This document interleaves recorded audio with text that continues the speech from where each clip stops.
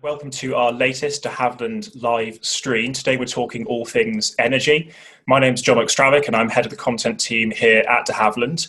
I'm joined by three brilliant guests to discuss energy matters and how public affairs professionals can engage with them. Firstly, I have Alexander Stafford. Welcome, Alexander.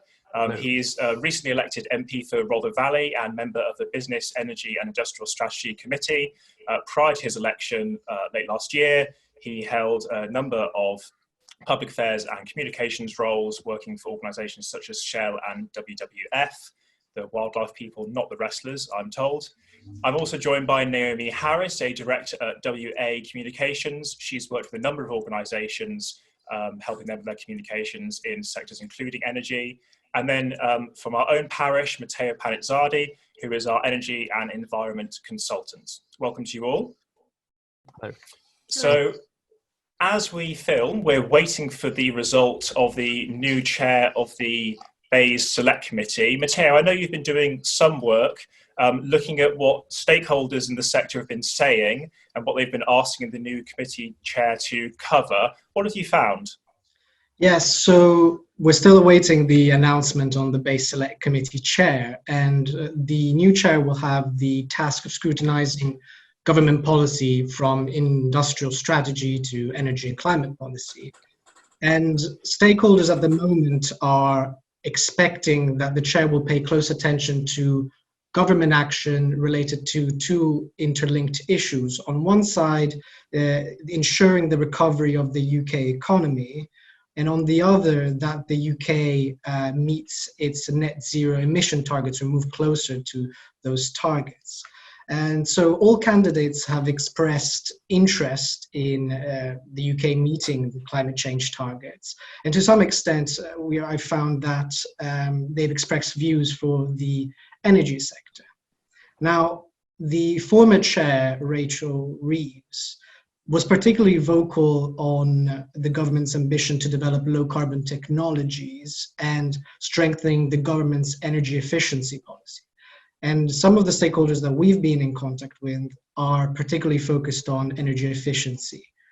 They think that energy efficiency can play a particularly strong role in an economic stimulus package that the government can bring forward. And they would be keen to see if the new chair will bring forward an inquiry, not specifically only on energy efficiency, but perhaps on the role of the energy sector can play in a potential economic stimulus package. Today, for example, also, I was reading that Barry Gardiner, the MP for Brent North, has said that low carbon heating is one of the toughest challenges facing climate change policy. And given that the government has an open consultation on the framework for heat markets, it begs the question if the chair should perhaps consider an inquiry in that moving forward. So we're seeing that, yes, energy efficiency and investment in low carbon technologies moving forwards are exactly what stakeholders might be asking of the chair. Alexander, how's it been for you as someone who comes and joins this new committee, very wide-ranging committee it is too, and you have a chair and then you don't have a chair, or you have a Mark Pawsey sort of temporarily leading sessions. What's your experience been from the inside? Well, I think it's very different now than it was 2 months ago. Just like the rest of the United Kingdom and the world has frankly changed, so I believe so has the BEIS committee. I mean, when I stood for election and got onto the BEIS committee, let's be honest, climate change and energy were the watchwords. That's what, frankly, everyone wanted to focus on. Yes, we were looking at other things like the post office, scandals and business. But if I was to say there was one overarching issue, that would be energy, frankly, especially leading up to COP at the end of the year. And that was very, very exciting. You had got universal support, not just on the committee, but also in the wider, at least a wider Conservative parliamentary party. The Conservative Vote Network, frankly, has never been so prominent. And it's great. It's really influential at the moment, or rather it was. And then Corona hits. And now I've had conversations with all the BEIS Select Committee chairs and people standing for election. And while obviously energy is still important, the focus, I believe, and I think rightly so, is going to be on that economic recovery and the business impact. So I do think when it comes to energy, what the committee was originally going to focus on most of this year on is going completely knocked off course. So I think one of the key roles for members like myself, members who are keen on energy issues, is to try and make sure that we move a bit back towards the energy and climate change side of things. Yes, obviously, business is going to be vital. The economic stimulus is going to be vital post-corona. But we also need to keep watching on everything. As you said yourself, the BEIS Committee, I'd say, is probably one of the biggest select committee of what comes under their remits. And in some ways, they're always linked, but business is literally every part of the United Kingdom. Energy, whether it's industrial energy, whether it's home energy, can be everything. Climate change, it crosses all departments. So he's a very careful chair to actually steer us to hit enough of the right sort of spots without just getting too sort of one-track mind on the sort of more business economic recovery element, although that's very important. And then Naomi, I'll bring you in. So what are you looking for from this new chair as someone who might have a sort of energy hat on, and how can you, as a public affairs professional, do what Alexander's talking about there and help put energy back at the front of mind for that chair and for members of the committee? So I think from the chair and the committee itself, we're looking for a holistic approach to the energy sector. At times, the committee can go quite vertical in looking at particular areas. And with the energy white paper coming out, it offers an opportunity to look across the piece from everything from generation assets right the way through to demand side response, storage, energy efficiency, and other aspects. And so I think the timing is crucial for the chair. They have a blank piece of paper on which to work, and there is, I think, in the response to COVID, an opportunity to really think about what the economy looks like in the next 5, 10, 15 years. And ensuring that we are set up and resilient for whatever comes next, because we've had the financial crisis, we've had COVID, there will undoubtedly be something else next, and so the economy needs to be in as strong a shape as possible to deal with that. Just winding things out to the committee more generally, it was quite interesting. I was looking earlier on, of the 10 members excluding the chair, I think 7 are new to the committee and 3 are new MPs entirely, and then we will have at some point, probably during filming, knowing our luck, a new chair as well. How does that affect the way that engagement might happen between civil society or businesses and the committee? How might messages be tailored? I think in terms of the freshness of the MPs being on the committee, there are very few people that come to the BEIS committee with a really firm understanding of the energy market. There are very few people with that, full stop. And so they start from a position of wanting to learn as much as possible. The ambition, I think, is common across the political spectrum. The understanding of the challenge that we face is common. Where we need to take action is on the detail, on the practical solutions that are going to be put forward. And so I think there's an opportunity there for those who are looking to engage with the Select Committee to go in early and talk about the makeup of the energy market from generation to switch, and what they as a business are actually doing to support the transition to net zero, and the support that they need in order for them to continue to do that and to hasten their efforts in doing that. And Alexander, what about you, as someone who's viewing this from the other side, as it were, or you're in quite an interesting position that you've worked in public affairs, you're now on the inside. I worked in public affairs, but just to clarify, that was about 8 years ago.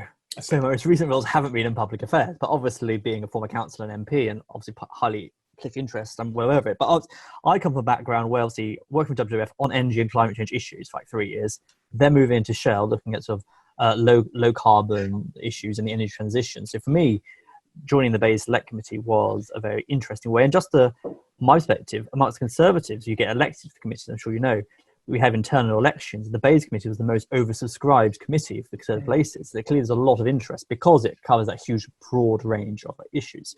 But I think all the candidates who stood, definitely all the ones who were elected onto it, definitely wanted to have a focus on energy and climate change. Now, for me, what I see my role with my background is trying to get us that net zero. We all, I think, generally the political dialogue, we want to get to net zero. The question is how to get there. It's very easy for the government, the opposition parties to put in these wonderful targets. Go, get rid of all our ICE engines by 2040, 35, 32, and it keeps going down. We can all put these wonderful targets and we all get applauded for having wonderful targets. But how are we going to get there? And that is one of those big questions. And yes, energy efficiency is clearly the way, but how are those everyday life changes? How is business going to adapt to actually get us that low carbon future and also not have a huge business impact? So I think that the BEIS committee members are very interested, especially I'm very interested, on how we get there with practical terms, to practical ways of looking at things. And for me anyway, it's also about trying to speak to and be involved with as many of the players at all.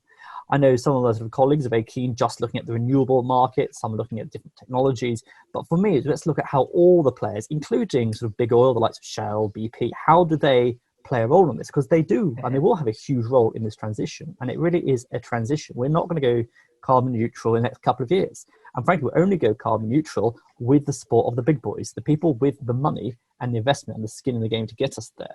So it's how do we get all these different players working together, especially when a lot of these industries are understandably ostracized and attacked. How do we get them on side to actually promote something good, something positive towards the future? And some are doing that, some have still got a long way to go. And frankly, some are just paying lip service to it rather than actually putting their hands in their pocket. So I see it's the Select Committee is trying to engage with all these stakeholders, even those big bad oil people, and right, we need you to help us help the country, help the planet make that change. What are you doing about it? And at the same time, when companies move towards that, rewarding them, saying you are doing a good job, we can see it's hard, and not just keep going on and saying you're not doing it fast enough, they keep attacking. It's trying to be constructive. And also ensuring that Britain, the UK, is in that foremost position, because we are going to go, the world will go to a low carbon economy in the not too distant future. Now, if Britain is leading the way, whether it's by technology or the way we do business, that will put us in a huge advantageous position that will have a great effect on our economy. So to me, the dealing with the climate change, the energy problem, is also how we deal with our economy in the next 10, 20 years' time. If you get it right and get it right quickly, then the UK can have a huge bonanza. Just like in the 70s, we had a bonanza from the off-sea North Sea oil. We had a huge bonanza. I very much see a low-carbon future as having a huge bonanza for the UK. Like all things, first moves on this can really benefit everyone. And that is, I see, the main role for organisations and companies coming to the BEIS committee to try and tell us, how can Britain move forward? How can Britain be that leader? Yes, it's very important if your widget is 3% more energy efficient. I'm sure it's wonderful. It all helps. But how is that going to transform our economy? And how are we going to deal with the bigger picture? And I think that's important, making sure organizations talk to us about the bigger picture. Frankly, nobody cares, and I'm being honest, nobody cares that you are 3% more efficient. We want to know how that 3% efficiency is actually helping the United Kingdom. Because otherwise, you're just looking for a pat on the back for no reason. We want to see how you're helping the country as a whole. Great. And then we can't ignore what's going on with COVID-19. We've talked already about how that in some way has disrupted some of the regular legislative work or other work we might have seen. But are there ways that it can be actually used to organisations' advantages? Or Alexander, you're talking there about thinking longer term. Can organisations, can politicians actually take stock a little bit during this time period? And how might there be some different engagement while we are in lockdown? I don't know who wants to take that. So I think there's an understanding that it's not going to be going back to business as usual after a lockdown is eased.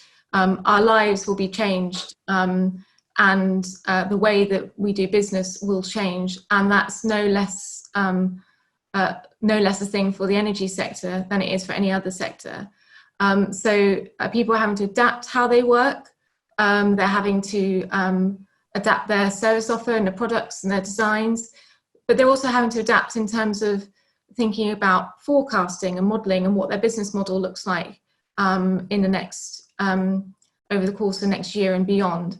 If you're making predictions based on demand being at a certain level and demand is now reducing, then what does that mean for you as a business? How much can you afford to invest in R&D, in innovation? Now, the demand will be there for innovative products and technologies, but government can play a role, and the Select Committee can play a role in helping government with ideas and concepts in ensuring that the legislative and regulatory environment to pull some of these technologies through is fit for purpose. Yeah, and I think we have seen business had to have a complete new way of working, like Parliament even doing this sort of remotely. And I think one of the big question marks out of this is when things go back to normal. Well, when the virus dies down, how is people working? Because we're going to see a lot of companies, I think, saying actually we had all these members of staff, but we worked quite happily with half of them furloughed. We worked quite happily, people remotely. Why do you need big central London office spaces? And suddenly you're going to have these question marks about what they need their workforce for and how to make people work more efficiently. And I think it's potentially could be almost a dangerous time for the actual job numbers. When companies come back and say, we don't need so many people working, we can still make a good profit going somewhere else. And that is where I think the BEIS committee will step in or needs to look at this, like how are these new models of working? Because yes, it's great having a technology, but it will show how businesses are going to change after this now. And therefore, we've got to deal with the potential fallout. There'll be jobs created, but there may also be jobs lost because of this, because of people have a new way of working, just like any new technology. And we need to make sure that if people do lose their jobs, there are other jobs for them to go into and they have better jobs. And I think that is why I go back to the energy side of things. If we have this low carbon economy, if you put the investment in there, then we can create more jobs and more ways of working. So it's that sort of constant dynamic driving forward to create new jobs, which does link back to the energy sector and this great opportunity that is coming. Mm-hmm. And I won't ask you to comment directly on the government, Alexander, but Naomi or Matteo, how sympathetic do you see the government as being to maybe some of those moves we're talking about, shifts to a lower carbon economy in a way to boost jobs and some of the regions in that way? I think the government is sympathetic. It was in its plans to do that before COVID-19. One point to raise, though, and related to the situation we're in, is around consumer protection. Now, I think the government, the first thing it did with regards to energy is to ensure that the most vulnerable in society were not suffering from increased energy bills. So it moved swiftly with Ofgem to work and secure in that. And there is a question to be asked about the long-term impact on consumer protection policy in the energy sector that will move from coronavirus, the pandemic now. Will some of the provisions set now as to ensure flexibility and some of the measures put in place by energy suppliers, is there scope there for having those measures continued and to try to alleviate some of the problems that some of the most vulnerable in society are facing during winter months? So I think that's something that we should look into, and companies should engage with, if they're not doing so already, energy suppliers with the government and Ofgem to make sure that it's not just a discussion around the energy price cap, but they look at more innovative solutions on how to better protect consumers whilst keeping a business afloat. Because some of the energy suppliers are in rather a pickle, I think, in terms of shouldering the cost of this protection at the moment. I agree with that. I think that if anything, the government's manifesto commitments around the transition and protection of consumers have come into starker relief as a consequence of COVID. Mm-hmm. So I think that the ambition remains, the understanding that the green economy will play a part in the UK's renewal is really there. The Prime Minister and his ministerial team are already starting to talk about that. So I would say that there's been no let-up in the scale of the government's ambition for both of those things. And how about the opposition? We've just had a change in leadership for the Labour Party and Ed Miliband coming back into the frame. Matteo, I know you've been doing some work looking at the new team and some of the issues that they've historically supported. Do you think that might influence the work that's going on at all, or are they out of the picture a little bit for the moment? Yes, so both Keir Starmer and Ed Miliband have pledged support for Labour's Green New Deal agenda. With Keir Starmer, I think he actually said that he would like it hardwired in everything Labour policy and moving forward, from foreign policy, local government, transport and housing. I mean, Ed Miliband's position on energy policy is nothing new. I mean, you know, his position with regards to energy suppliers, I think that both Keir Starmer and Ed Miliband said that the energy market is up for a resetting. The question is, what will be their stance now that the energy players on the energy market are facing these issues?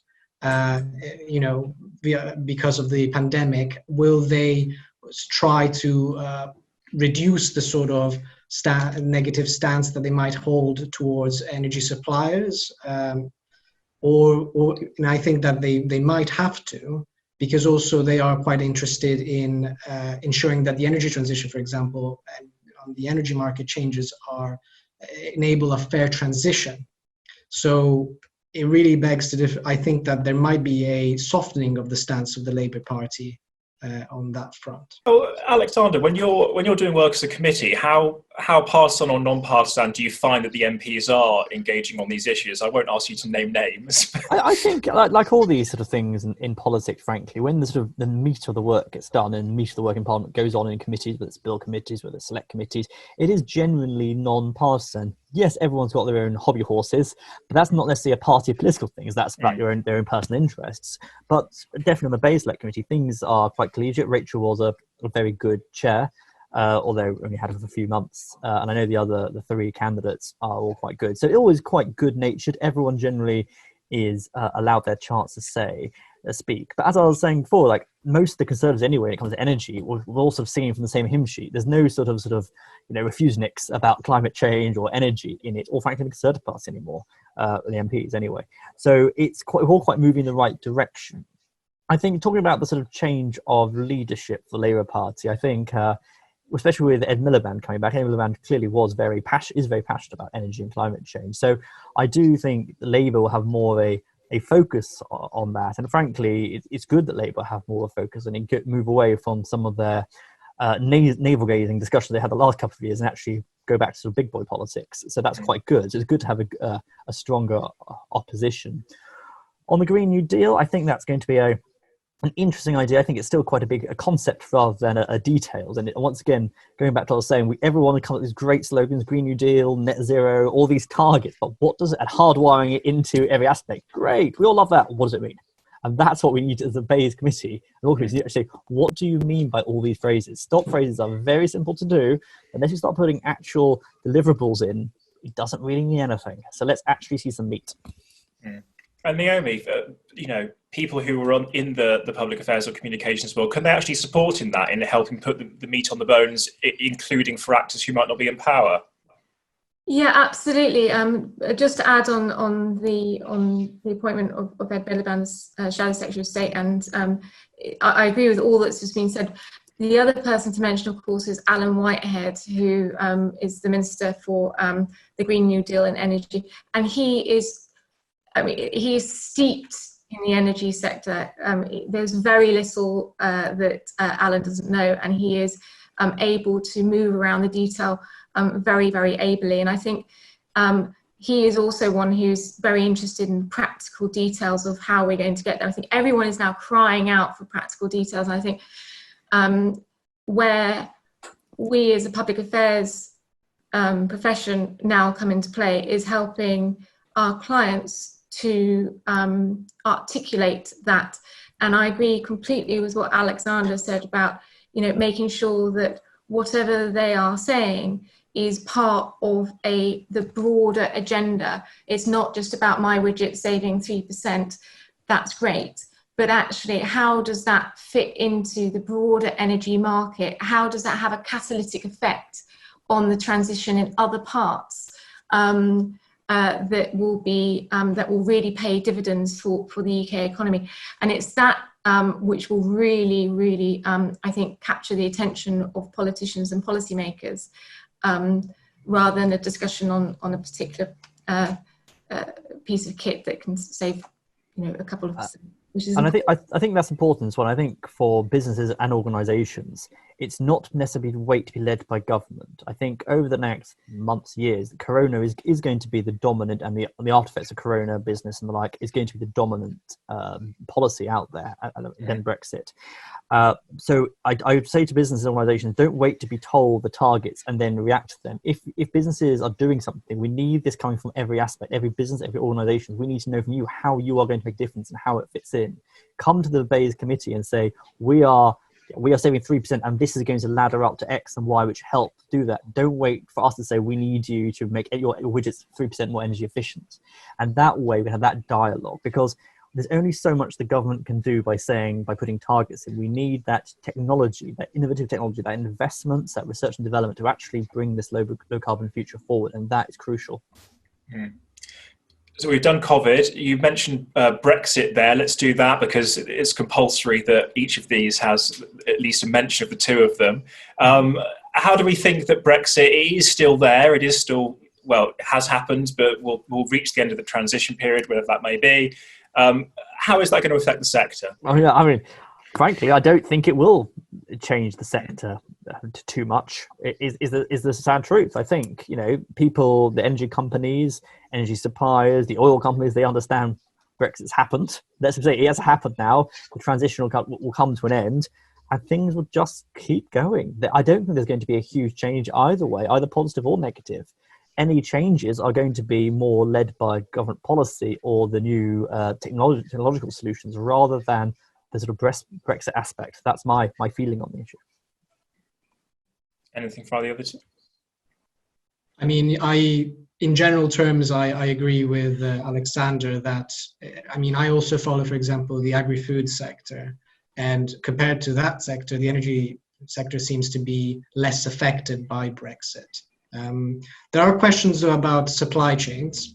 So it depends on this on the trade agreement, on the free trade agreements that the UK is currently negotiating its free trade agreement with the United States, and that might have some, depending on how that goes, might have some knock-off effects on the trade agreement with the EU. And the renewable energy sector, for example, relies on some steady supply chains between, the UK and the other European member states. So there might be some impacts there, but I do think that they might be contained in the long term. The other is to do for fossil fuel industries with chemical regulations. So there might be something there about with fuels and future arrangements. So what the UK will put in place to replace REACH. But again, I still think that all these impacts will be largely manageable. The only thing I'd add there is that I agree with Alexander that I think a lot of these assumptions have been, and the transition has been baked into people's thinking for a good while yet. And the UK also has been a leader in the EU in terms of the decarbonisation agenda, the framing of the EU's emission trading scheme, for example, targets that were set around renewable energy, energy efficiency was a leading player in work around that. The question then comes about what comes next. How will some of these EU directives and regulations be applied or adjusted to the UK's environment post-Brexit? So, what comes next after EU ETS? What comes next in terms of the market signals for reducing carbon emissions? If you've got priority dispatch on renewables allowed for under the Renewable Energy Directive, what happens after we no longer have that directive to reference? So there's still a fair amount of work to do in terms of the detail, but I think people are working through it quite methodically. I think just moving slightly away from Brexit, talk about trade agreements, you mentioned, Matteo. I think one thing which I think COVID has changed, definitely the Conservative Party's mindset in, is our relationship with China, for instance. there does seem to be a sea change amongst the Conservative Party members that I've spoken to about just our relationship with China and their openness. And that goes to a lot of technology centre, some of our nuclear power plants, obviously, we're being built with Chinese information. And there seems to be a big groundswell of, as the China Research Group being founded, but even on the One Nation Tory caucuses, there's concerns about our relationship with China. And obviously China is a big player in the energy sector, becoming bigger and bigger in the energy sector. How is that going to play? And that's going to be quite an interesting dynamic. And another aspect is obviously the crash in oil price. What does that mean for the energy sector? Oil is at almost like an all-time low now. I mean, what does that mean for our energy? What does that mean for things like fracking in the UK? There's a moratorium. I would like to see it be a permanent ban and things like that. Those are aspects that we need to start thinking about and contemplating how that feeds into this. Well, we've packed a huge amount into half an hour there. So well done, everyone. Thank you for so many thoughts and insights and put so succinctly as well. Thank you, everyone, for watching. And we'll see you on our next live stream too.